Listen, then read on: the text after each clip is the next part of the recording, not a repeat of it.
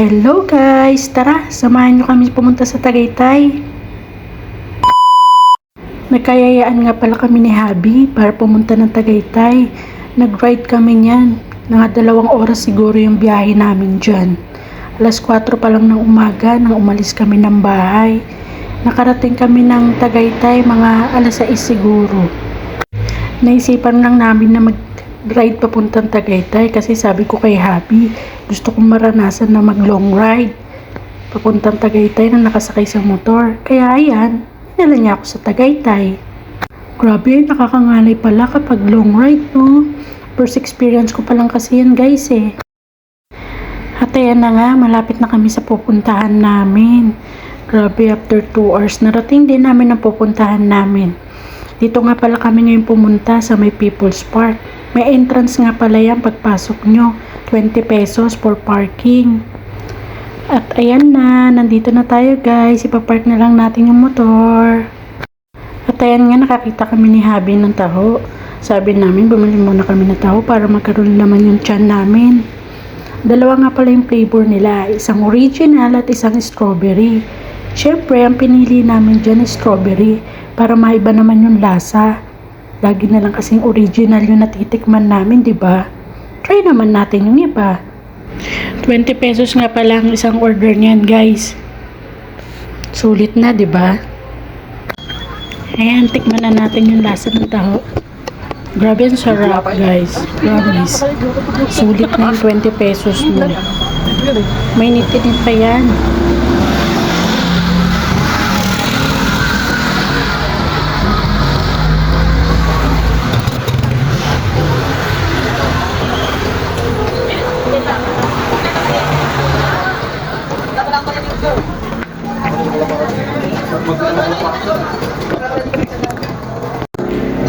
Ay, grabe, ang ganda ng view guys. Nakaka-relax. Sulit yung binahe mo ng 2 oras. Makikita mo ganitong view. Grabe. Sarap mag-relax. Nakaramdam na nga ng gutom niya si Habi. Kaya yan, pumipili na siya ng i-breakfast namin. Ikaw ba naman magbiyahe ng 2 oras eh? Hindi ka mapapagod, diba? Kaya yan, nag-order na siya ng makakain namin. Lumayo kami dito para kumain ng breakfast. Pero anyways, sulit din yung biyahe namin kasi na-enjoy namin yung ganda ng Tagaytay.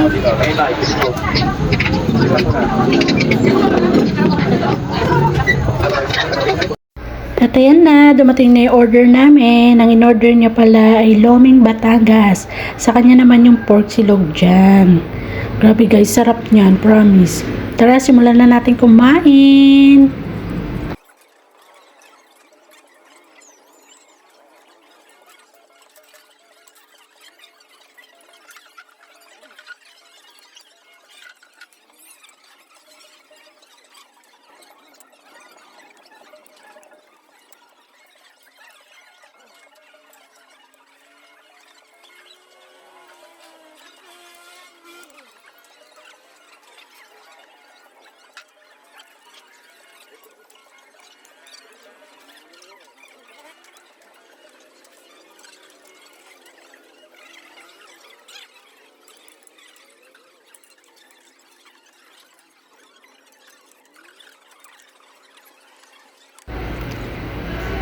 At ayan na, natapos na nga kami kumain.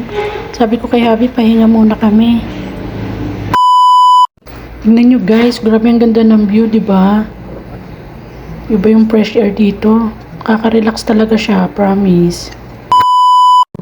After nga namin magpahinga, pagkatapos kumain, sabi ko alis na tayo. Pinuntahan nga namin yung sunflower farm.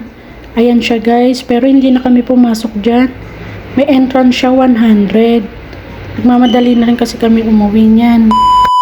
Hanggang dito na lang guys. Salamat sa panonood. Pa-like and pa-follow na lang ng mga video ko. Hanggang sa susunod na video. Thank you for watching guys. See you on my next vlog. Bye!